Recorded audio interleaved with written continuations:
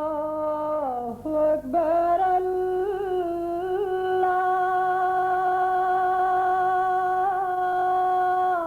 الله أكبر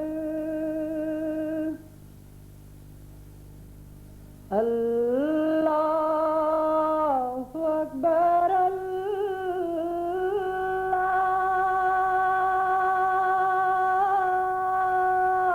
الله أكبر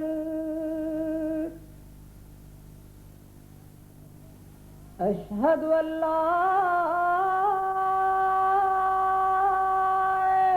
إله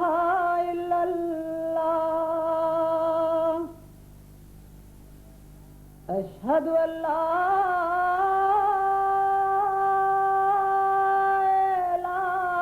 إله إلا الله أشهد أن محمدًا رسول الله أشهد أن محمدًا رسول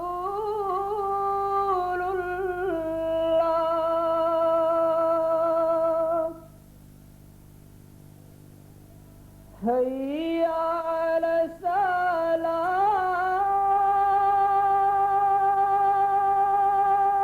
الصلاة هيا على الصلاة هيا على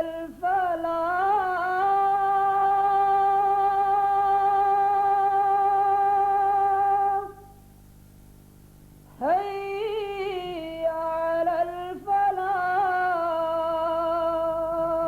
الفلاح الله أكبر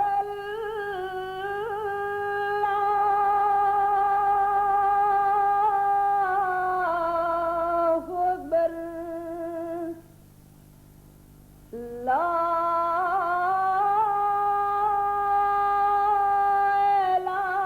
إله إلا الله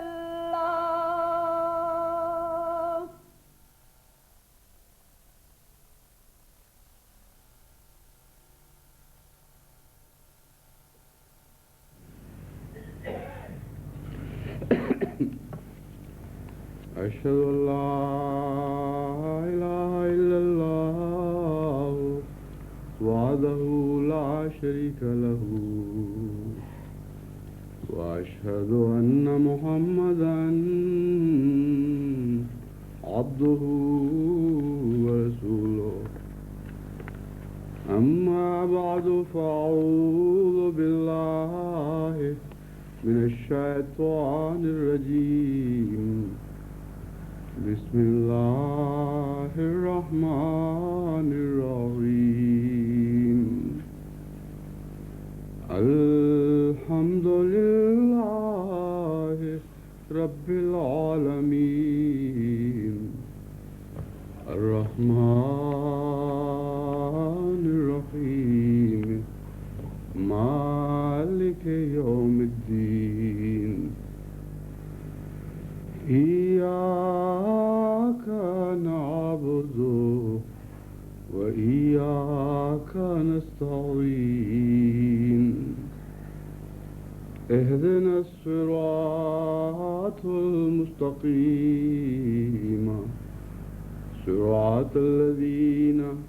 أنعمت عليهم غير المغضوب عليهم ولا الضالين واستفزز من استطعت منهم بصوتك واجلب عليهم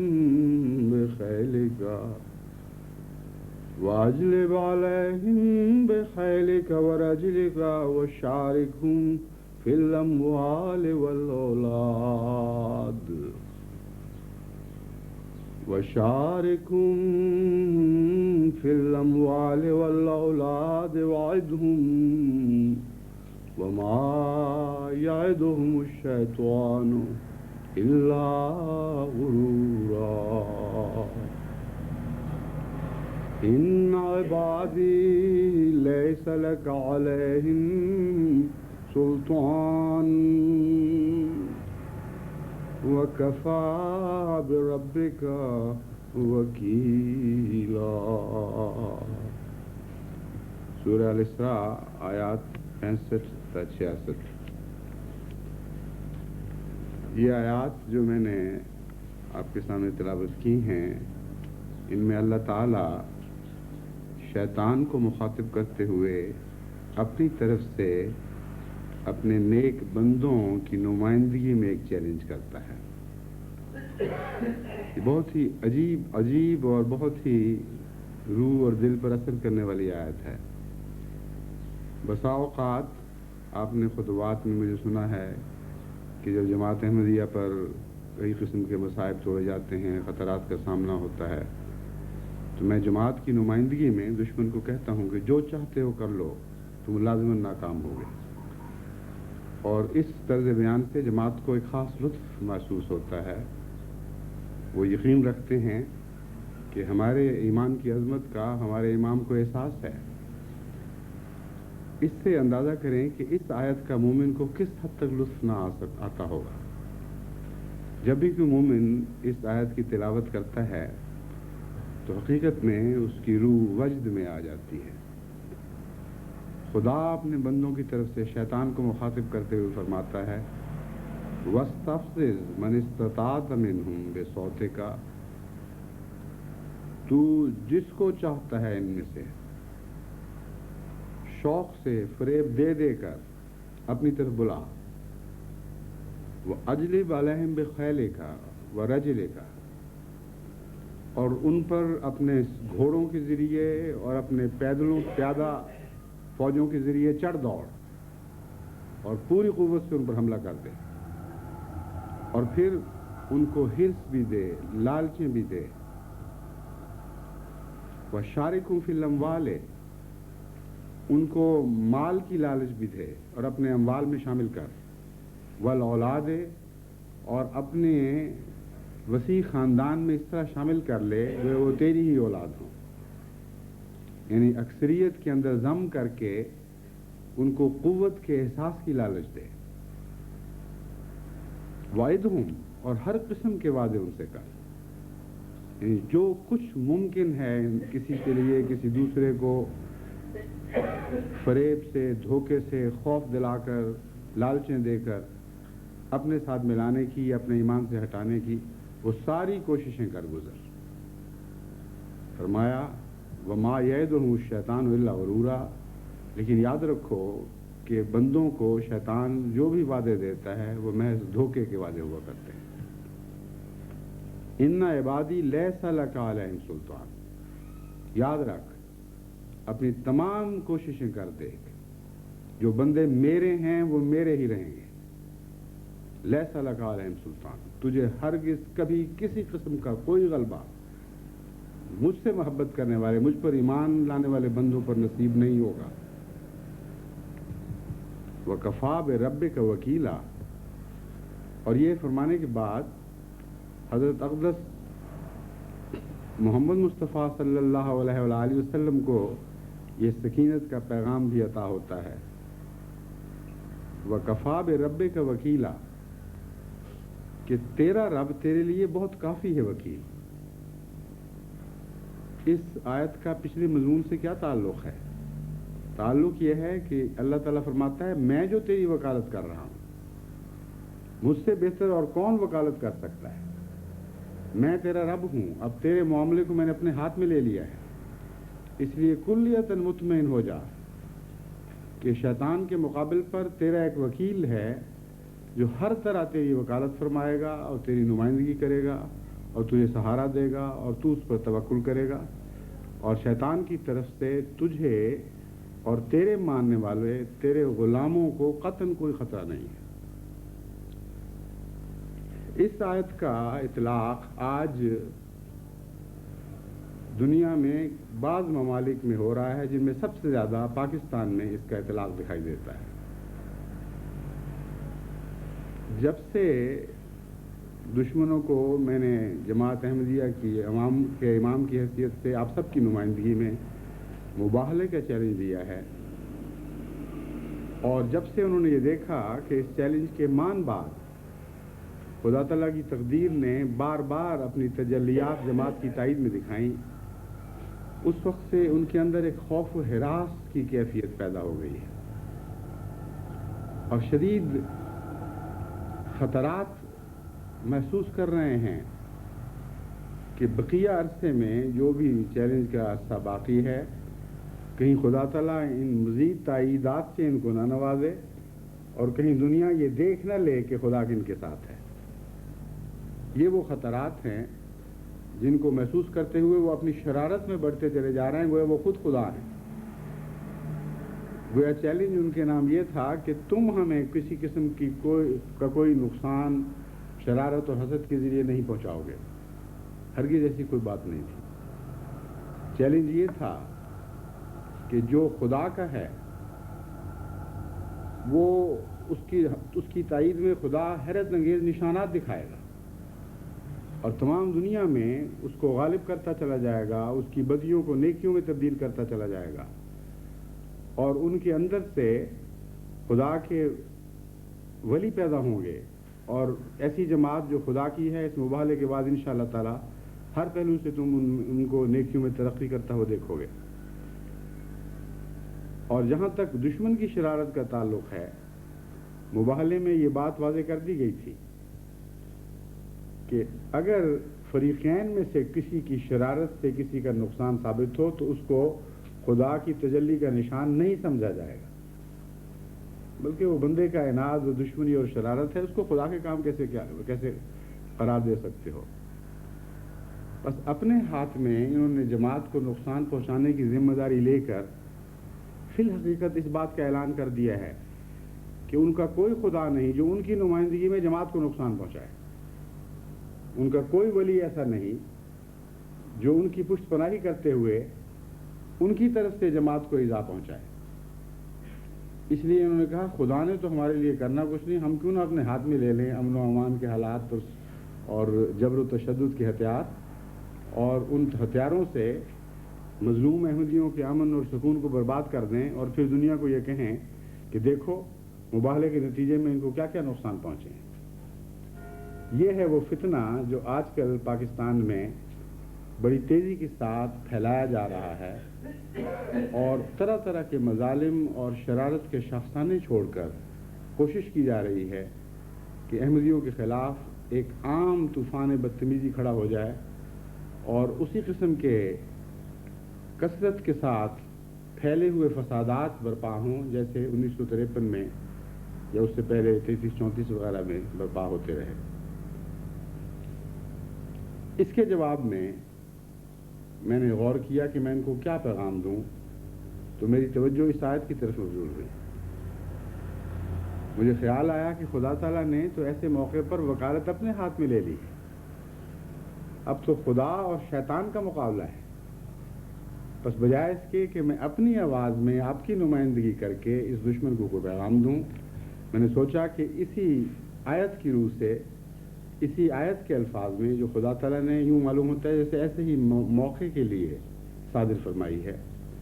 ایسے ہی موقعوں پر اطلاق پانے کے لیے صادر فرمائی ہے، میں دشمن کو جواب دوں کہ جو کچھ تم سے ہو سکتا ہے کر گزرو، اپنے سوار بھی دوڑا دو احمدیوں پر، اپنے پیدل بھی دوڑا دو،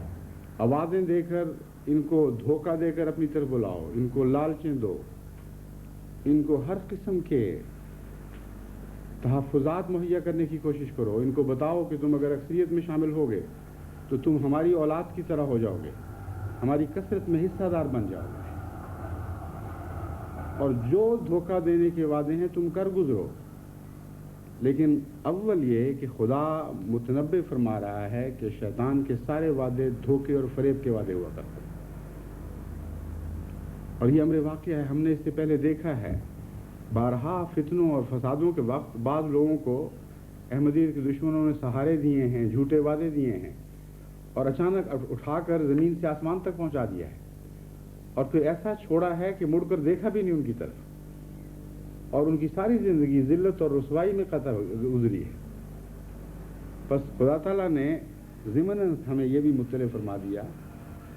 کہ جو لوگ بے وقوفی میں ان کے وعدوں اور لالچوں کے دھوکوں میں آئیں گے، دھوکے میں مبتلا ہوں گے، ان کا کوئی انجام نہیں ہے۔ یہ لوگ بے وفا لوگ ہیں، یہ اپنوں کا، جن کو اپنا سمجھتے ہیں، ان کا ساتھ دینے والے بھی نہیں،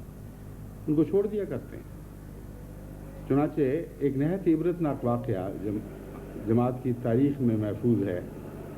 کہ عطا اللہ شاہ صاحب بخاری نے ساری عمر جماعت احمدیہ کی مخالفت میں زبان چلائی اور حد کر دی ظلم اور صفاقی کی۔ زبان سے جس حد تک ظلم توڑا جا سکتا ہے، عطا اللہ شاہ صاحب بخاری نے ساری عمر ایسا ہی کیا، اور مسلمانوں نے جب تک ان میں جان تھی، جب تک بولنے کی ہمت تھی، خوب ان کا ساتھ بھی دیا۔ بڑے بڑے عظیم الشان جلسے ہوئے اور بہت بہت مال اور دولت بھی ان پر نشاور کیے گئے، لیکن انجام بالآخر ایسا ہوا کہ جب وہ بوڑھے ہو گئے تو سب نے ان کے ساتھ چھوڑ دیا۔ جب وہ فالج سے بیمار ہو گئے اور حالت یہ تھی کہ بمشکل زبان چلتی تھی اور جسم فالج ہو تھا، تو احمدی تو ان کی عیادت کے لیے جاتے تھے اور ان کو پوچھتے تھے اور پوچھا کرتے تھے کوئی ضرورت ہو مدد کی تو ہمیں بتائیں، لیکن باقی سارے جو ان کو مجاہد اعظم کہتے تھے اور آج بھی کہہ رہے ہیں، ان کا ساتھ چھوڑ چکے تھے۔ چنانچہ مولانا غلام باری صاحب سیف نے واقعہ ایک مضمون کی صورت میں لکھا ہے اور بارہا سنایا بھی کہ وہ ایک دفعہ خود اپنے بعض ساتھیوں کو لے کر عطا اللہ شاہ صاحب بخاری کی عیادت کے لیے گئے اور ان سے حال پوچھا، تو انہوں نے اپنی زبان نکال کر انگلی کی طرف سے اس کی طرف اشارہ کرتے ہوئے بتایا کہ یہ کتیا جب تک بھونکتی رہی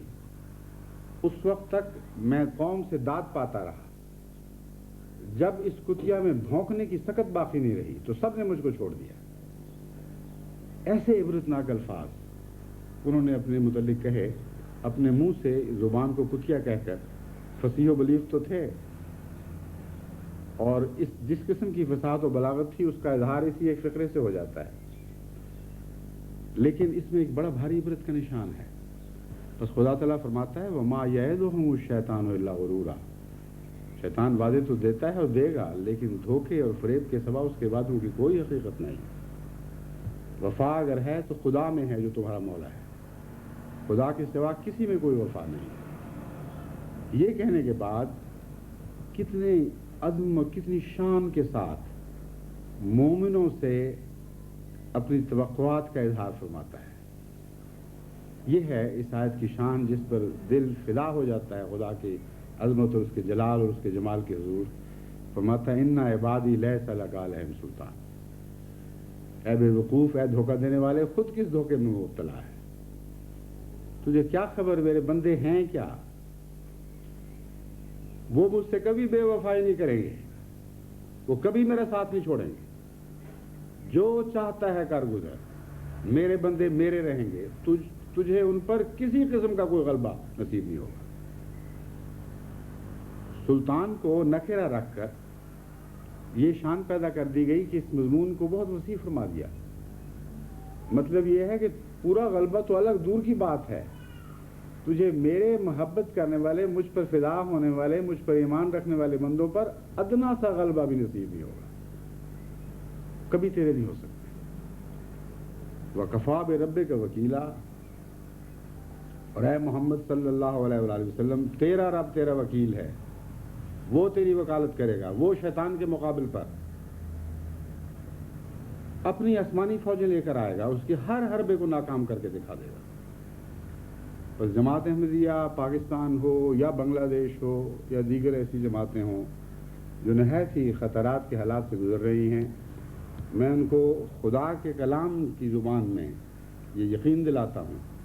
کہ خدا ان کو کبھی نہیں چھوڑے گا۔ وہ اپنے عزم، اپنے حوصلے کی حفاظت کریں اور خدا سے ثبات کی دعا کریں، خدا سے دعائیں کریں کہ اللہ تعالیٰ انہیں ثبات قدم نصیب فرمائے۔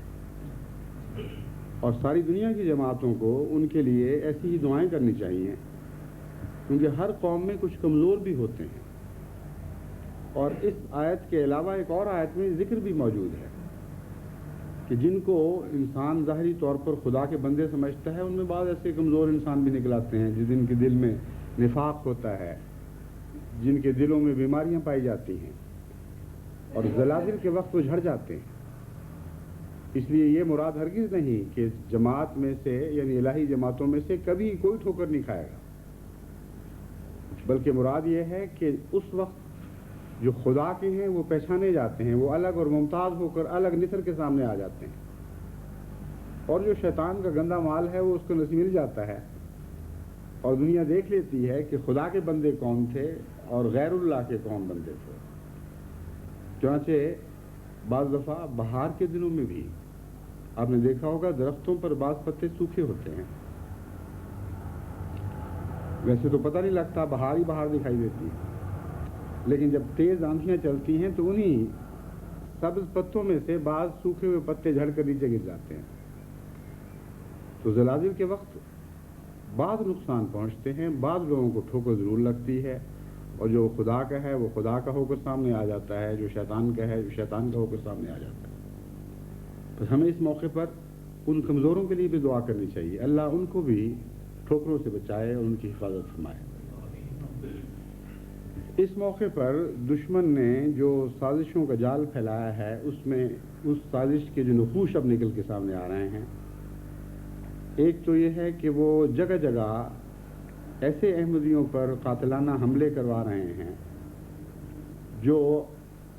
ان حالات میں اپنے دفاع کی طاقت نہیں رکھتے،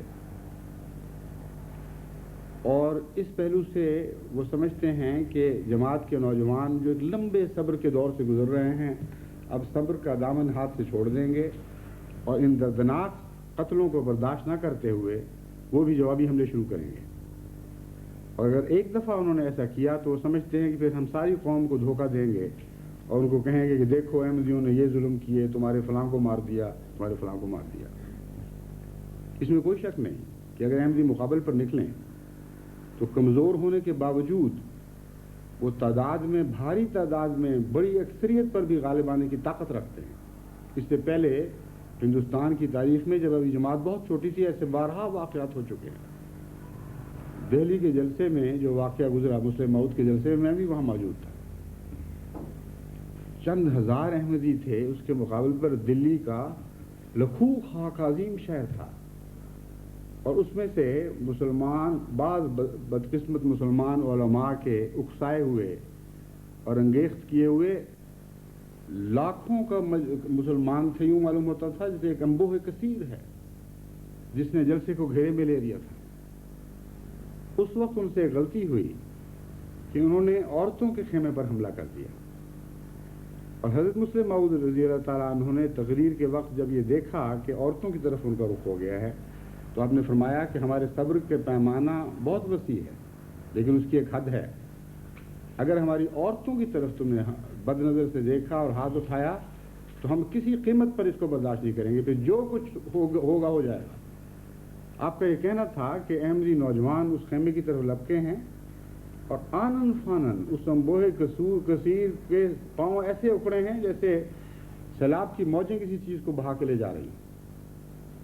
ہر طرف بھگدڑ مچ گئی تھی، ایسا عجیب نظارہ تھا، اور اس کا ایسا روپ تھا کہ دوسرے یا تیسرے دن دلی کے اسٹیشن پر جب میں جا رہا تھا، داخل ہونے لگا تو میں اپنا ٹکٹ نکالا دکھانے کے لیے، تو وہ جو اسٹیشن کے اس کا گارڈ تو نہیں مگر جو بھی افسر موجود تھا ٹکٹ دیکھنے کے لیے، اس نے مجھے کہا کہ میاں آپ احمدی ہیں، آپ کا ٹکٹ دیکھنے کی میں ضرورت نہیں کر سکتا، جو ہم سے ہو چکی ہے پہلے مجھے پتہ ہے۔ یعنی یہ روپ کی کیفیت تھی، اتنا بڑا شہر، اتنا عظیم شہر اور اتنا طاقتور شہر۔ بس یہ کوئی احمدیت کا کمال نہیں ہے، یہ خدا کی طرف سے ایمان کو ایک روپ دیا گیا ہے، ایمان کو ایک ہیبت عطا کی گئی ہے۔ جب بھی ایمان ٹکراتا ہے غیر ایمانی جہالت سے اور جوشوں سے تو ایمان کو ہمیشہ غلبہ نصیب ہوتا ہے۔ اس لیے علماء کو یہ بھی پتہ ہے کہ اگر احمدی نوجوان اٹھیں گے تو لازماً اپنے مقابل کو زیادہ سخت ماریں گے، اور اس کے نتیجے میں پھر یہ فسادات پھیلا دیں گے ہر طرف، اور بہت سے ایسے علاقے ہیں جہاں چند احمدی بستے ہیں، چھوٹے چھوٹے بڑے بڑے دیہات میں چھوٹی چھوٹی آبادیاں ہیں، چنانچہ ان کی نیت یہ ہے کہ ایسے دیہات میں، ایسے قصبوں میں پھر زیادہ سے زیادہ احمدیوں کے گھر جلائے جائیں، ان کے اموال لوٹے جائیں، ان کو قتل کیا جائے وغیرہ وغیرہ۔ بس یہ وہ خطرات ہیں جو اس وقت پاکستان کو درپیش ہیں۔ حال ہی میں سکرند میں اس صدی کا پہلا شہید ہوا ہے، منور احمد صاحب بٹ ان کا نام ہے۔ ابھی پرسوں مجھے اطلاع ملی ہے کہ انہوں نے جام شہادت نوش کیا۔ یہ اسی ظلم اور سفاکی کے سلسلے کی ایک کڑی ہے۔ منور احمد صاحب کے متعلق میں یہ آپ کو بات بتا دوں کہ گزشتہ چند سال سے ان کے ساتھ میری خط و کتابت ہے، اور ان سے پہلے ان کے والد بھی شہید کیے گئے، ان کے بھائی بھی شہید کیے گئے، غالباً ایک اور خاندان کے فرد بھی شہید کر دیے گئے۔ سکرند کی جماعت چھوٹی سی جماعت ہے جس میں یہ گھر ہے جو خاص طور پر احمدیت کی فدائیت میں نمایاں ہے۔ دیہات میں ارد گرد بھی احمدی ہیں، ان پر بھی حملے ہوئے، بہت سے لوگوں نے زمینیں چھوڑ دیں، بیچ کر دوسری جگہ منتقل ہو گئے۔ منور احمد صاحب اور ان کی ہمشیرہ کے بارہا مجھے خط ملے، اور انہوں نے کہا کہ ہم نے یہ عزم کیا ہوا ہے کہ اپنے خون کا آخری قطرہ تک بہا کے دیں گے، لیکن اس دشمن کو یہ خوشی نہیں دینی کہ احمدی جگہ چھوڑ کر بھاگ گئے تھے۔ اس لیے میں ہر وقت تیار بیٹھا ہوں۔ اس سے پہلے ان پر حملہ ہوا، اور پولیس کو پتہ ہے، حکام کو پتہ ہے کون خبیث لوگ تھے جنہوں نے حملہ کیا، کون سی مسجد ہے جہاں سے وہ حملہ آور آئے تھے، اور پکڑے بھی گئے، اور پھر کچھ نہیں بنا۔ چنانچہ ان حکومت کی حوصلہ افزائیوں کے نتیجے میں ابھی چند دن پہلے وہی قاتلوں کا گروہ آیا ہے اور دن دہاڑے ان پر فائرنگ کر کے وہیں ان کو جام شہادت عطا کر دیا۔ عطا تو خدا نے کیا، لیکن ان کا وہ ایک ذریعہ بن گئے جس کے ذریعے ان کو جام شہادت نصیب ہوا۔ بس اس قسم کے قتل کی کوششیں اور جگہ بھی ہو چکی ہیں، بعض جگہ ناکام ہوئی ہیں کلیتاً، بعض جگہ شدید زخمی حالت میں احمدیوں کو چھوڑا گیا ہے، اور عمومی فساد کی کوششیں بھی بہت ہو چکی ہیں۔ ننکانہ صاحب کے واقعات آپ کو پتہ ہیں، 563، 565، پھر سرگودا کے ساتھ 98 شمالی ہے، پھر نواب شاہ کے واقعات ہیں۔ یہ ایک دم جو تیزی سے اس باسی کڑی میں ابال آیا ہے، اس کا یہ پس منظر ہے جو میں نے آپ کے سامنے رکھا ہے۔ ان کو شدید بے چینی اور فکر ہے کہ وقت گزر رہا ہے اور جماعت اپنے ایمان اور اخلاص میں ترقی کرتی چلی جا رہی ہے، ساری دنیا میں پھیل رہی ہے۔ دیکھتے دیکھتے نئے نئے ملکوں میں خدا تعالیٰ ان کو عظمتیں اور غلبے نصیب فرما رہا ہے۔ ہم کیا منہ دکھائیں گے قوم کو کہ مباہلے کے یہ نتیجے نکلا کرتے ہیں۔ کافی انتظار کیا، 8-10 مہینے گزر گئے، 11 مہینے ہو گئے، خدا حرکت میں ہی نہیں آ رہا۔ اس لیے اپنے ہاتھ میں فیصلے لو، خدا پر بیٹھے رہے تو کچھ بھی نہیں بننا ہے احمدیوں کا، یعنی ہماری طرف سے ان پر کوئی مصیبت، کوئی حجت تمام نہیں ہو سکتی۔ لیکن میں آپ کو یہ بتاتا ہوں کہ ہمارا خدا صرف ہماری تائید کا خدا ان معنوں میں نہیں ہے کہ ہم پر رحمتوں اور فضل نازل فرماتا ہے، بلکہ وہ دشمن کو ہلاک کرنے کی بھی طاقت رکھتا ہے، دشمن کو رسوا اور ذلیل کر دینے کی طاقت بھی رکھتا ہے۔ اس لیے یہ دشمن جو بڑے ناز اور فخر کے ساتھ اس وجہ سے ناز اور فخر کرتے ہیں کہ حکومت ان کے ساتھ ہے، مرکز کی حکومت بھی ان کے ساتھ ہے، پنجاب کی حکومت بھی ان کے ساتھ ہے، اس وجہ سے ناز اور فخر میں مبتلا ہیں کہ دنیا میں احمدیوں کا کوئی نہیں رہا۔ ان کو میں بتا دیتا ہوں کہ جس خدا کا یہ کلام ہے جو میں نے آپ کے سامنے پڑھ کے سنایا ہے، وہ خدا ہمارے لیے کافی وکیل ہے، اور ہمیشہ سے وہ اپنے پاک بندوں کی وکالت کرتا چلا آیا ہے۔ اس لیے ہم سے تمہیں کوئی خوف نہیں۔ احمدی نوجوان جب تک میں ان کو کہتا رہوں گا صبر کے نمونے دکھائیں گے اور صبر پر قائم رہیں گے، اور تمہاری یہ ناپاک سازشیں کامیاب نہیں ہونے دیں گے۔ کہ احمدیوں کا صبر توڑ کر ان پر اپنے مظالم توڑنے کے بہانے نکالو، لیکن خدا ہے جس کی برداشت لامتناہی صحیح، لیکن وہ خود فرماتا ہے کہ ایک حد کے بعد پھر میں اپنا صبر خود توڑ دیا کرتا ہوں، اور جب میں فیصلہ کرتا ہوں کہ اب قوم کو کافی مہلت مل چکی ہے تو پھر اس قوم کو کوئی بچانے والا نہیں ہوا کرتا۔ وَإِذَا أَرَادَ اللَّهُ بِقَوْمٍ سُوءًا فَلَا مَرَدَّ لَهُ، جب خدا یہ فیصلہ کرتا ہے کہ کسی قوم کی ہلاکت کے دن آ گئے ہیں تو پھر اس قوم سے اس برائی کو روکنے والا کوئی نہیں ہوا کرتا۔ بس ہم تمہیں اپنی طرف سے نہیں بلکہ خدا کی طرف سے خدا کے نام پر ڈراتے ہیں۔ اشتعال پھیلانے اور حکومت کو احمدیت پر ظلم پر اکسانے کے لیے ان کے دماغ جس طرح چلتے ہیں اور کیسی کیسی احمقانہ باتیں ان کو سوچتی ہیں، اس کی ایک مثال میں آپ کے سامنے رکھتا ہوں۔ 7 سالہ جشن تشکر کے متعلق جب پنجاب حکومت نے یہ فیصلہ کیا کہ احمدیوں کو کسی رنگ میں بھی جشن تشکر نہ منانے دیا جائے، یہاں تک کہ ان کے بچوں کو مٹھائی کھانے سے بھی باز رکھا جائے، اچھے صاف ستھرے کپڑے پہننے سے بھی منع کیا جائے، تو معلوم ہوا کہ ایک طرف تو مرکزی حکومت نے ہدایت دی تھی خود پنجاب حکومت کو کہ ایسا کرو تاکہ یہ سہرا وہ اپنے سر باندھ سکیں، دوسری طرف پنجاب حکومت یہ ظاہر کرنا چاہتی تھی کہ یہ سہرا ہمارے سر ہے۔ اس کھینچا تانی میں یہ بتانے کے لیے کہ ہے اصل میں کس کا سر، پنجاب حکومت کے ایک خاص پروردہ مولوی ہیں،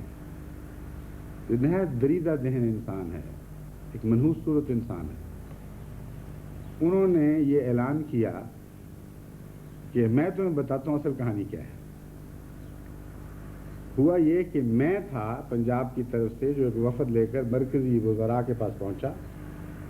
اور ان کو میں نے ایک سادہ سی بات سمجھائی۔ وہ سادہ بات یہ تھی کہ تم 100 سالہ جشن منانے کی اجازت دے رہے ہو ان لوگوں کو،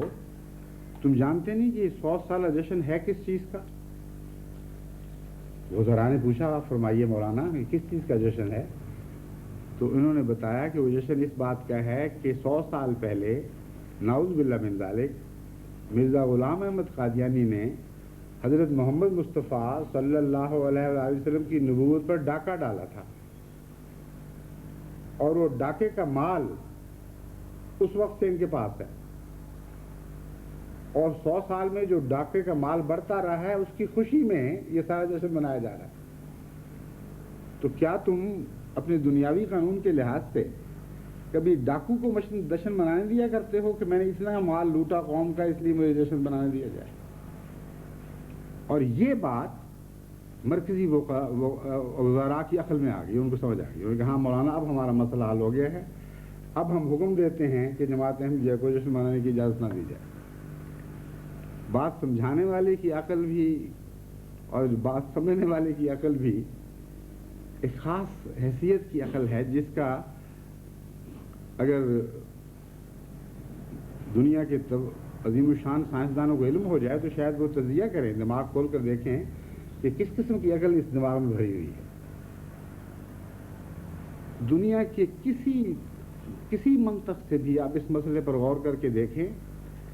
اور اسلامی غیرت کے نقطۂ نگاہ سے بھی آپ اس پر بات کر کے دیکھیں تو آپ حیران ہوں گے کہ وہ کیسے جاہل لوگ ہیں جنہوں نے یہ دلیل بنائی، اور وہ کیسی عقلیں تھیں جنہوں نے اس دلیل کو قبول کر لیا۔ سب سے پہلے ایمانی غیرت کا تقاضا تھا، یہ سوچتے کہ حضرت محمد مصطفیٰ صلی اللہ علیہ وآلہ وسلم کی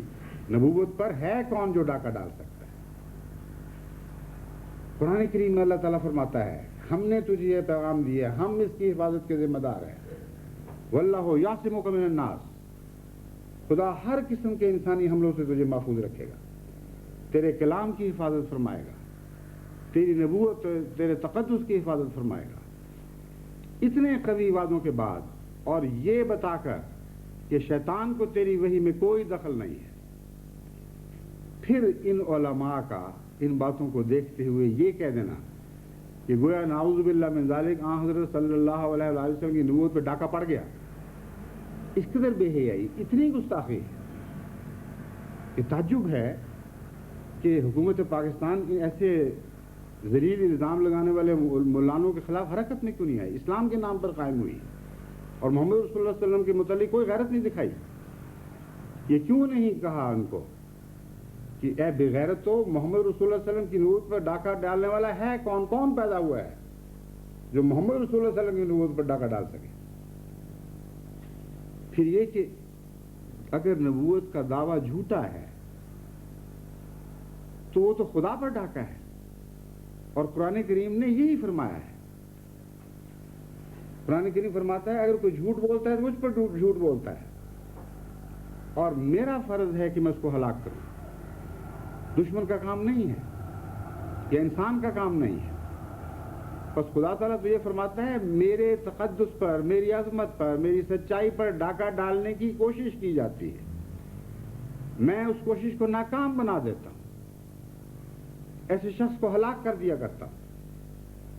بس دو ہی صورتیں ہو سکتی ہیں، یا محمد رسول اللہ علیہ وسلم کی نبوت پر ڈاکہ ڈالنے کی کوشش کی گئی تھی. اگر کوشش کی گئی تھی تو خدا فرماتا ہے میں اس کوشش کو کبھی کامیاب نہیں ہونے دوں. لیکن ایسی شکل نہیں ہے. نبوت کا معاملہ بندے اور خدا کے درمیان ہے، اور دراصل نبوت کے دعوے کا مطلب یہ ہے کہ مجھے خدا نے کچھ کہا ہے اور میں خدا کا امین بن کر، خدا کے پیغام کا امین بن کر اس کا پیغام تمہیں پہنچا رہا ہوں. اس صورتحال میں اصل ڈاکہ خدا تعالیٰ کے تقدس اور اس کی عظمت پر ان معنوں میں ہے کہ ایک بیہودہ بات کی کوشش کی گئی، اس سے زیادہ اس کی کوئی حیثیت نہیں. چنانچہ خدا فرماتا ہے میرا کام ہے پھر ایسے لوگوں کو ذلیل و رسوا کروں اور اپنی سچائی کے تقدس کی حفاظت کروں. چنانچہ قرآن کریم میں فرعون کے زمانے کا ذکر کرتے ہوئے اللہ تعالیٰ فرماتا ہے کہ جب موسیٰ کے دعوے سے اشتعال کھا کر، اس زمانے میں بھی بڑے اشتعال کھانے والے علماء موجود تھے، یہ دیکھ کر کہ ایک شخص کہتا ہے میں خدا کی طرف سے بھیجا ہوں، ساری قوم کو اشتعال آ گیا اور فرعون کو سب سے بڑھ کر اشتعال آیا، اور ان کے بڑے بڑے لوگ اکٹھے ہوئے ایک مجلس میں، اور انہوں نے سوچا کہ یہ شخص خدا کا پیغمبر بن رہا ہے، اس سے زیادہ اشتعال کرنے دینے والی اور کون سی بات ہو سکتی ہے؟ بس یہ نبوت کے نام پر اشتعال کوئی نئی چیز نہیں ہے. تب انہوں نے فیصلہ کیا کہ ہم اس شخص کو قتل کر دیں، اس کے سوا اور کوئی چارہ نہیں. اس فیصلے کے بعد، یہ اس فیصلے کے دوران اللہ تعالیٰ فرماتا ہے کہ ایک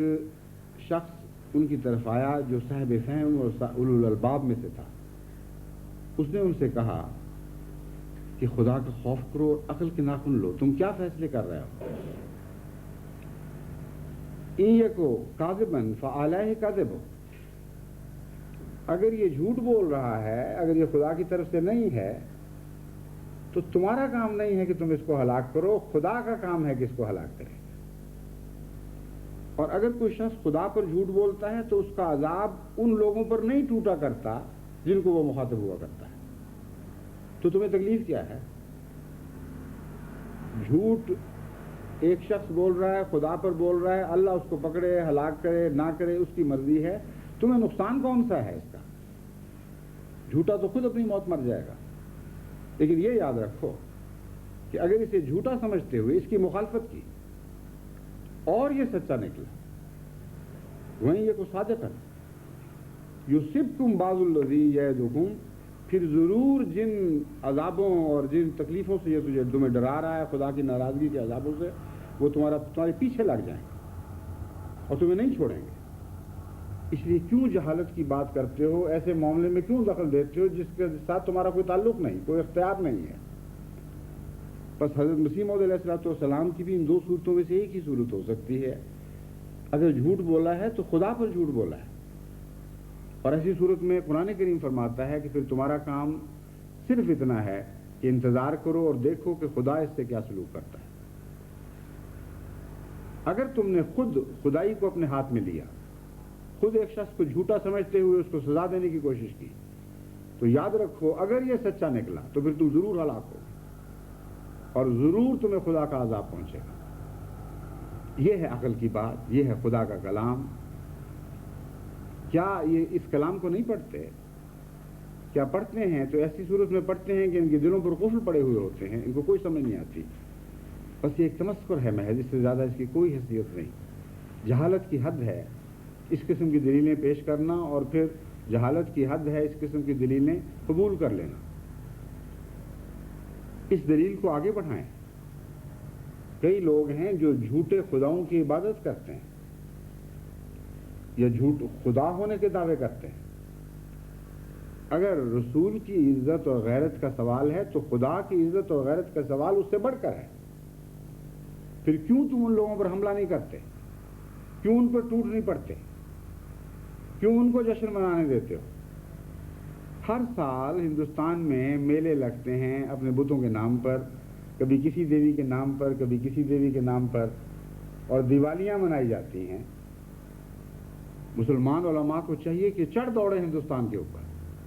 اور کہیں کہ تم ڈاکے کے جشن منا رہے ہو، تم نے ہمارے خدا کی خدائی پر ڈاکے ڈالے ہوئے ہیں، ہم ہرگز تمہیں یہ جشن نہیں منانے دیں گے. اس وقت ان کی غیرت کہاں چلی جاتی ہے؟ جھوٹ بولتے ہیں الف سے یہ تک، ان کے دعوے جھوٹے، ان کے اعمال جھوٹے، ان کی غیرتیں جھوٹی. محض فساد کی نیت ہے، اس کے سوا ان کی کوئی نیت نہیں. ایک طرف تو اس قسم کے حملے جماعت پر ہو رہے ہیں، اور دوسری طرف بین الاقوامی سازشیں جماعت کی طرف ہر طرف سے سر اٹھا رہی ہیں. کچھ ایسی سازشیں ہیں جن کا آپ کو علم ہے، یعنی میں نے باتیں پہلے بھی کی ہوئی ہیں. کچھ ایسی ہیں جن کا آپ کو ابھی پورا علم نہیں، لیکن جماعت ان کی نگرانی کر رہی ہے. اور جیسے کہ میں نے اس سے پہلے بیان کیا تھا، امر واقعہ یہ ہے کہ زمین کے کسی دور کے ملک میں بھی اگر کسی سوکھے ہوئے پتے کے نیچے بھی مخالفت کا کوئی کیڑا سرکتا ہے تو اللہ تعالیٰ ایسا انتظام فرما دیتا ہے کہ اس کی آواز مجھ تک پہنچتی ہے، اور اس کے خلاف دفاعی کارروائیوں کے لیے میں مستعد ہو جاتا ہوں، اور ساری جماعت میرے ساتھ مستعد ہو جاتی ہے. اس لیے ہم غافل نہیں ہیں، ہم عالم الغیب و شہادہ کے غلام ہیں، اور اسی کے علم اور اسی کی شہادت کے نتیجے، اس کی غیب اور شہادت کے علم کے نتیجے میں اللہ تعالیٰ ہمیں بھی بصیرت عطا فرماتا ہے. اس لیے جماعت ہر طرف سے مستعد اور ہوشیار ہے، اور میں جماعت کو مزید مستعد اور ہوشیار کرنا چاہتا ہوں. ان سازشوں کا ایک نیا شاخسانہ بہائیت کا جماعت احمدیہ پر حملہ ہے. جماعت احمدیہ کو دنیا کی نظر میں ذلیل کرنے کے لیے اور یہ دکھانے کے لیے کہ بہائیت بھی ان سے آدمی نوچ سکتی ہے، پاکستان میں ایک ایسی سازش کی گئی جس کی جڑیں دراصل غیر ملکوں میں ہیں، اور اس سازش کا اصل شکار مسلمان عامت الناس ہیں، اور ان کو پتہ نہیں کہ کیا ہو رہا ہے ان کے ساتھ. جب سے امریکہ کا غلبہ ہوا ہے پاکستان پر، ہر قسم کے جاسوسی کے اڈے وہاں قائم ہوئے ہیں، اور ان میں ایک بہائیت بھی ہے. اور وہ بہائیت جو پہلے سر پھینک کر خاموشی سے بمشکل اپنی زندگی کے دن کاٹ رہی تھی، اب اپنی حدود سے اچھل اچھل کر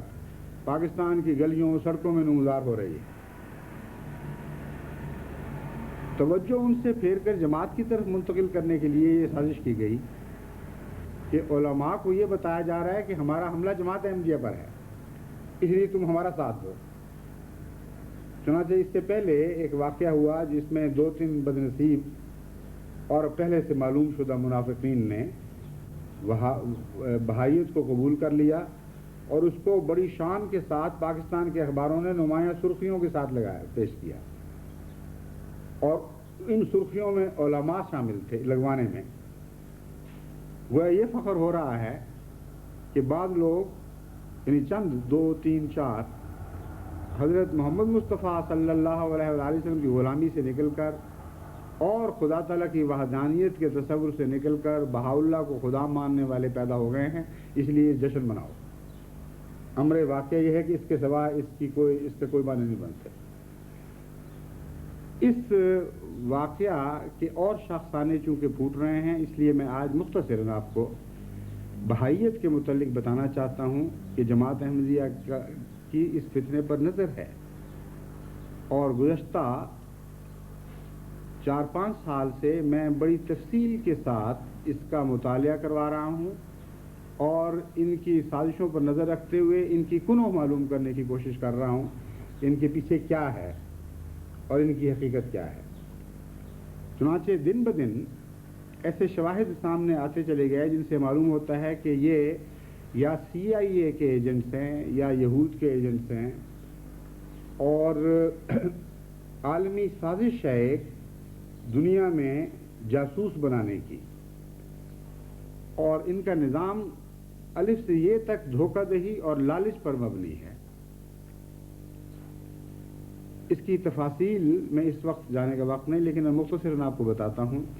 کہ امریکہ میں ان کا سب سے بڑا معبد ہے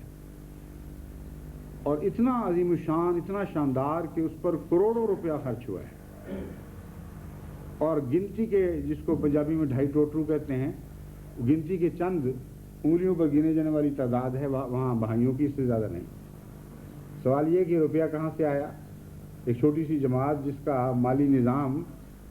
اس طرح قربانی پر نہیں چل رہا جس طرح جماعت احمدیہ کا مالی نظام چل رہا ہے، اچانک شکاگو میں اتنا بڑا معبد بنانے کی توفیق کیسے پا جاتی ہے؟ پھر جب میں نے ان کا جائزہ لیا تو پتہ چلا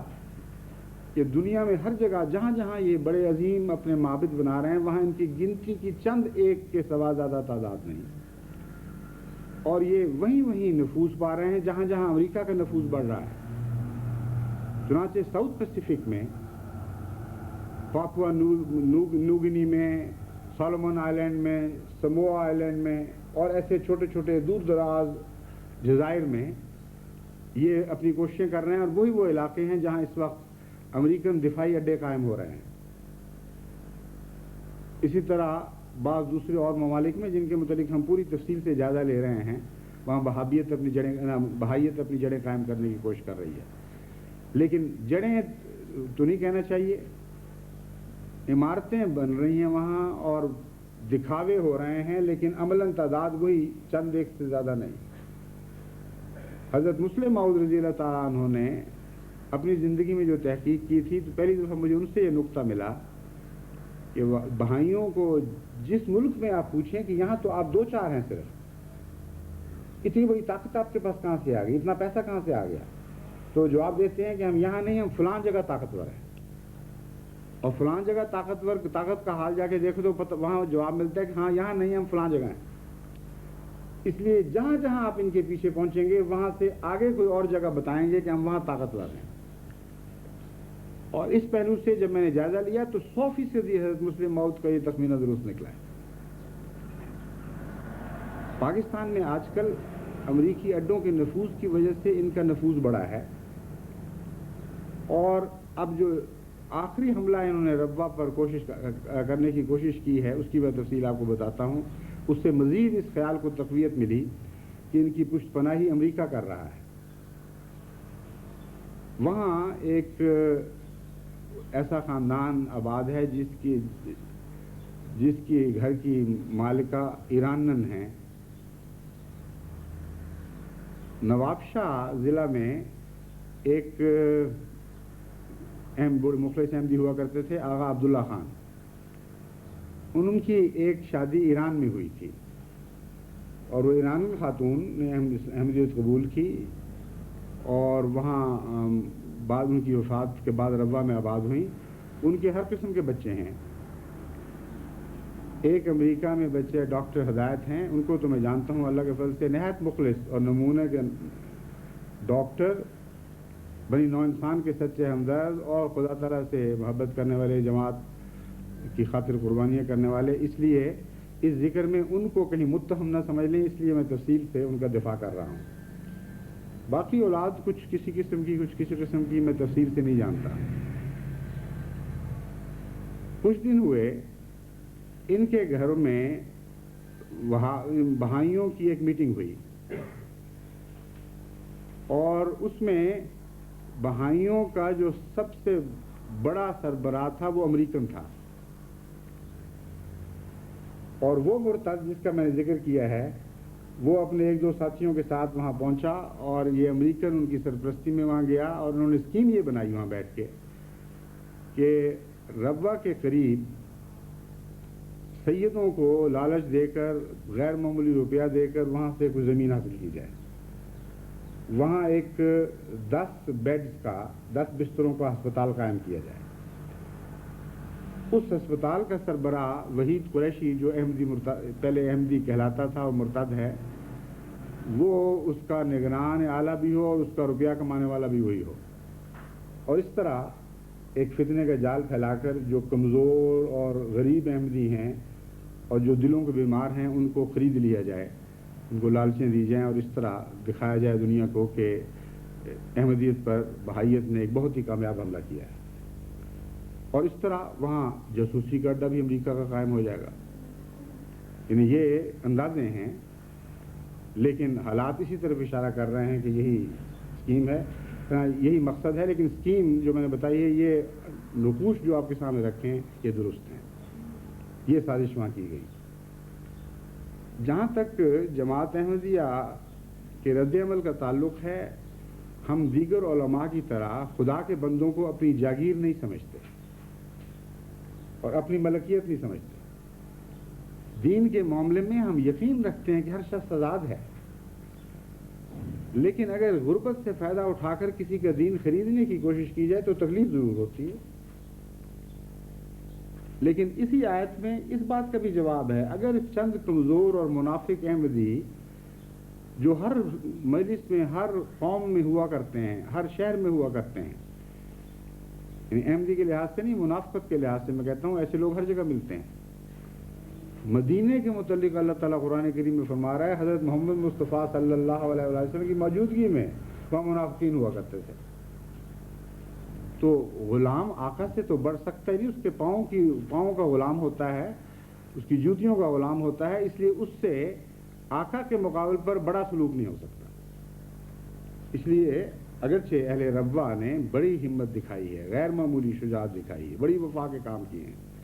لیکن یہ میں نہیں کہہ سکتا کہ ان میں کوئی بھی شیطان کا بندہ نہیں ہے. ان میں منافقین ہوں گے، اور وہی منافقین ہیں جن پر یہ حملہ ہوگا. اس لیے ہماری کوشش تو یہی ہوگی کہ ان کو بھی بچایا جائے، لیکن اگر کچھ ان کے ساتھ چلے جاتے ہیں تو جن کو خریدنا چاہتے ہیں شوق سے خریدیں. جو ان کا امام بنا ہے وہ بھی تو خریدا ہی گیا تھا. اس شخص کے متعلق میں آپ کو بتاؤں کہ کیا واقعہ ہوا. وحید قریشی اس قسم کا ایک انسان ہے جس نے بار بار جماعت میں نفوذ حاصل کرنے کی شدت کے ساتھ کوشش کی. اللہ تعالیٰ شفیع اشرف صاحب مرحوم کو جزا دے، وہ بڑے زیرک انسان تھے. بحیثیت ناظر امور عامہ وہ مجھے رپورٹیں کرتے رہے کہ یہ شخص شدید منافق ہے اور کوئی چال ہے اور کوئی سازش ہے، اس لیے اس کو اوپر نہیں آنے دینا.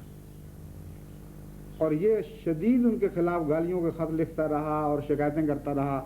کہ ایسے ایسے لوگوں کی وجہ سے جماعت ٹھوکریں کھاتی ہے اور فتنے پیدا ہوتے ہیں. کس قسم کے ناظر تو نے بنائے ہوئے ہیں، وہ تقوی اور انصاف سے خالی ہیں، وہ اچھے لوگوں کو آگے نہیں آنے دیتے. اور وحید قریشی کا خیال تھا کہ اس قسم کی یک طرفہ باتوں سے وہ مجھے بیوقوف بنا لے گا، گمراہ کر لے گا، اور میں شفیع اشرف صاحب کو حکم دوں گا کہ فوری طور پر اس کو جماعت میں بہت آگے لے آیا جائے اور اس کے سپردے کر دیے جائیں. یہ تو سوال ہی نہیں پیدا ہوتا تھا. لیکن ایک بات میں مجھے شفیع اشرف صاحب سے اختلاف تھا اور میں نے ان سے صاف کہا کہ یہ بات میں آپ کی نہیں مانوں گا. جہاں غربت کی وجہ سے مال مدد کی ضرورت تھی، وہاں میں نے امور عامہ کو کہا کہ آپ منافق سمجھتے ہیں، مجھے بھی یہی غالب گمان ہے کہ یہ چالیں منافقانہ ہیں، لیکن منافق اگر غریب ہو تو اس کا انسانی حق بہرحال ہے کہ اس کی مدد کی جائے. اس لیے آپ کے مشورے کے خلاف میں جانتے ہوئے کہ یہ کیا ہے اور کیا کر رہا ہے، میں اس کی مدد ضرور کروں گا. چنانچہ جب ضرورت پڑی اس کی مدد کی گئی. پھر اس شخص نے مجھ پر براہ راست روب ڈالنے کے لیے پاکستان حکومت کی طرف سے جو الزامات کے شاخسانے چھوڑے گئے تھے ان کے خلاف ایک نہایت ہی مؤثر جواب لکھا اور ایک بڑی موٹی کتاب لکھی اور مجھے بھجوائی کہ آپ میرے نام سے اس کو شائع کروا دیں تاکہ دنیا کو پتہ لگے کہ احمدیت کی کیسے کیسے مجاہدین ہیں۔ اب چونکہ امور عامہ کی طرف سے ان کے متعلق تفصیلی رپورٹیں تھیں، میں نے یہی فیصلہ کیا کہ اس نام پر کوئی کتاب شائع نہیں کی جائے گی۔ اب اندازہ کریں کہ اگر یہ شائع ہو جاتی تو پھر انہوں نے بہائیوں نے اعلان کرنا تھا، کیونکہ اطلاعیں ایسی مل رہی تھیں کہ پہلے سے ان کا وہاں واسطہ تھا اور روا میں شرارت کے اڈے بنائے جا رہے تھے، تو انہوں نے اعلان کر دینا تھا کہ اتنا عظیم الشان عالم دین جس نے حکومت پاکستان کا جواب لکھا تھا بالآخر بہائی ہو گیا ہے، اے مسلم احمدی نوجوانوں آ جاؤ اس کے پیچھے، چھوڑ دو احمدیت کو، اس سے زیادہ اور کون احمدیت کو جان سکتا ہے۔ یہ تھی اصل خباثت اور سازش جس کے متعلق اللہ تعالیٰ نے پہلے سے ہی ہماری حفاظت فرما دی، اور باوجود بار بار کے ان کے لکھنے کے اور اس انداز میں شکوے آ گیا کہ گویا میری ساری محنتیں ضائع گئیں، آپ نے کچھ بھی نہیں کیا۔ میں نے کہا جن سے میں جواب لکھوا رہا ہوں ان کو میں نے آپ کی کتاب دے دی ہے، اگر کوئی اچھا نقطہ ہے تو لے لیں اس میں سے، اور جو جواب مجھے خود سجھا رہا ہے وہ میں خود میں دے رہا ہوں، مجھے کیا ضرورت ہے آپ کی کتاب شائع کرنے کی۔ پھر یہ بالآخر بھائی ہو گئے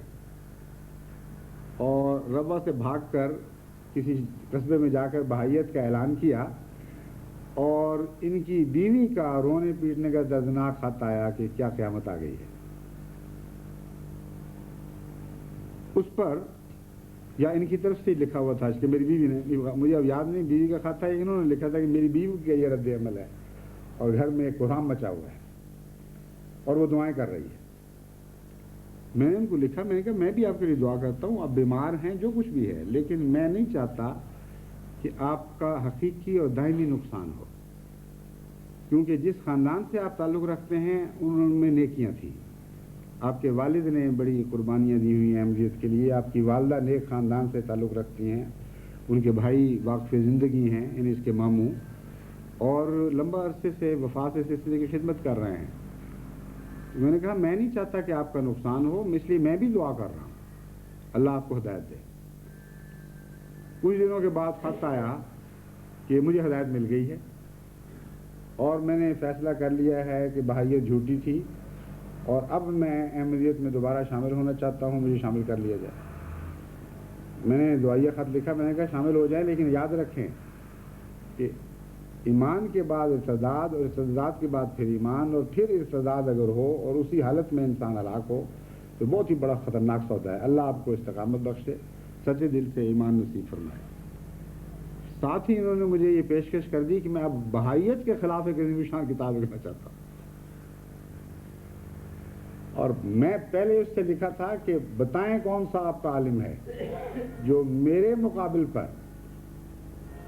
احمدیت کو سچا دکھائے، میں بہائیت کے متعلق مناظرہ کروں گا اور وہ احمدیت کے متعلق مناظرہ کرے، اور میرا چیلنج ہے جس کو چاہیں میرے مقابل پر لیں۔ شفیع اشرف صاحب کا نام خاص طور پر تھا۔ میں نے کہا تمہاری کوئی حیثیت ہی نہیں، میں بہائیت کی کوئی حیثیت نہیں، مجھے کوئی ضرورت نہیں اس قسم کے تم سے مناظرے کروانے کی۔ اور جب دوبارہ احمدیت قبول کی تو مجھے لکھا کہ اب مجھے بہائیت کا پتہ لگ گیا، اب آپ دیکھیں کیسا عظیم الشان جواب لکھتا ہوں میں بہائیت کے لیے۔ میں نے کہا تمہاری مرضی ہے، لکھو جو چاہو کرو، لیکن احمدیت کا انحصار نہیں ہے آپ جیسے لوگوں پر۔ اللہ آپ کو توفیق دے، اللہ آپ کو استقامت بخشے۔ اور پھر یہ اعلان ہو گیا کہ اپنے ساتھ 2-3 اور منافقوں کو لے کر یہ صاحب بہائی بن گئے اور سارے پاکستان میں اخبارات میں شائع ہو گئے، ایک عظیم الشان عالم دین جماعت کا سربراہ بہائیت اختیار کر گیا۔ اب یہ دوسری سازش کا اگلا صافہ ہے۔ تو ایسے لوگوں کو میرا یہی جواب ہے کہ تم جو چاہو کر لو، امریکہ کی طاقت تمہارے پیچھے ہو یا روس کی طاقت پیچھے ہو، یہودی ہوں یا عیسائی ہوں، جو کچھ تم سے کر ہو سکتا ہے کر گزرو، جو خدا کے بندے ہیں۔ اور میں جانتا ہوں کہ احمدیوں میں بھاری اکثریت اور بہت بھاری اکثریت خدا کے بندوں پر مشتمل ہے۔ تمہاری تمام شیطانی طاقتیں، تمہارے سارے شیطانی منصوبے ناکام جائیں گے۔ احمدیوں کے ایمان کے پہاڑ سے سر ٹکرا ٹکرا کر پاش پاش ہو جائے گا، ذلیل اور رسوا ہوں گے۔ جس طرح عظیم چٹانوں سے سمندر کی لہریں سر ٹکرا ٹکرا کر ناکام ہو جایا کرتی ہیں، اسی طرح تم بھی ٹکراؤ گے اور بکھر جاؤ گے، احمدیت کا کوئی نقصان نہیں کر سکتا۔ جو گندے اور منافق چند ہیں وہ ہمارے ہیں ہی نہیں، وہ سوکھے پتے سنبھالو، سوکھے پتے تو ایندھن ہوا کرتے ہیں آگ کا، بھٹیار نے ان کو اکٹھا کرتی ہیں اور بھٹیوں میں جھونک دیا کرتی ہیں، اس لیے ان کو پکڑو اور جس بھٹی میں چاہو جلا دو، لیکن خدا کے بندوں پر تمہاری آگ حرام کر دی گئی ہے۔ اہل ربوہ کو غریب نہ سمجھو، ان میں غریب ہیں لیکن نفس کے لحاظ سے بڑے بڑے امیر ہیں، بڑے بڑے عظیم قربانیاں کرنے والے ہیں، بے شمار ان کو لالچیں دی گئی ہیں پہلے بھی، لیکن انہوں نے انکار کر دیا ہے۔ وہ جماعت جس نے گھر جلوائے ہوں اپنی آنکھوں کے سامنے، ایمان سے نہ پھری ہو، وہ تمہارے گھر عطا کر دینے پر کیسے مان جائیں گے؟ وہ جنہوں نے اپنے بچے ذبح کروائے ہوں اپنی آنکھوں کے سامنے اور اپنے ایمان سے نہ پھرے ہوں، ان کو تم کون سے ڈراوے دو گے جس کے نتیجے میں تم سمجھتے ہو کہ ان کو اپنے دین سے بہکا دو گے؟ ہرگز ایسا نہیں ہو سکتا۔ لیکن میں یہ بتاتا ہوں کہ یہ سودا تمہارے لیے شدید نقصان کا سودا ہے۔ تمام دنیا میں جماعت احمدیہ پہلے سے زیادہ مستعدی کے ساتھ اب بہائیت پر جوابی کارروائی کرے گی۔ پہلے تو ہم ان کی کوئی حیثیت ہی نہیں سمجھتے تھے، جس طرح ایک معمولی خس و خاک کی حیثیت ہوتی ہے۔ دلچسپی تھی کہ وہ کیا رہا ہے، کون لوگ ہیں، کس کی نمائندگی کر رہے ہیں، لیکن تمہارے اس حملے پر مجھے حضرت مسیح کا کے متعلق وہ خدا کا کلام یاد آ گیا، جس میں کہا گیا تھا مسیح کے متعلق کہ یہ کونے کا پتھر ہوگا، وہ جس پر گرے گا وہ اس کو پاش پاش کر دے گا، اور جو اس پر گرے گا وہ پاش پاش ہو جائے گا۔ بس مجھے خیال آیا کہ مسیح اول جو موسیٰ کا مسیح تھا، اگر اس کی یہ شان ہے تو مسیح ثانی جو حضرت محمد مصطفیٰ صلی اللہ علیہ وآلہ وسلم کا مسیح ہے، اس کی کیا شان نہیں ہوگی؟ بس تم ہم پر گرے ہو، ہمیں چکنا چور کرنے کے لیے نہیں، بلکہ اس لیے کہ تم چکنا چور کر دیے جاؤ گے، اور انتظار کرو اور دیکھو کہ ہم تم پر گریں گے، اور اس قوت سے گریں گے کہ تمہیں چکنا چور کر دیں گے۔ بس اے شیطان اور اے شیطانی طاقتوں، جو تمہارے گھوڑے ہیں وہ دوڑا لاؤ، جو تمہارے پیادے ہیں وہ چڑھا لاؤ، لالچیں دو، ہرس دو، جو کچھ تم سے ہو سکتا ہے کر گزرو، دغا اور فریب سے کام لو، جھوٹے وعدے دو۔ اللہ تعالیٰ کے فضل سے جماعت احمدیہ کی بڑی بھاری اکثریت خدا کے ان بندوں پر مشتمل ہے جن کے متعلق اللہ تعالیٰ فرماتا ہے ان عبادی لیس لک علیہم سلطان۔ اے شیطان اور اے شیطان کے ٹولو، خدا کے بندوں پر تمہیں کوئی سلطان عطا نہیں کی گئی، وہ کامیاب ہوں گے اور تم نامراد اور خائب و خاسر ٹھہرو گے۔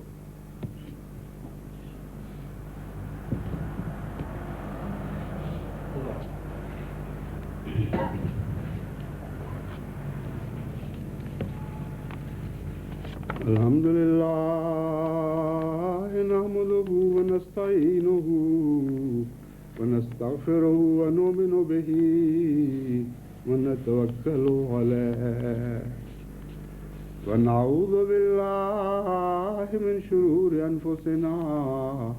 ومن سیئات اعمالنا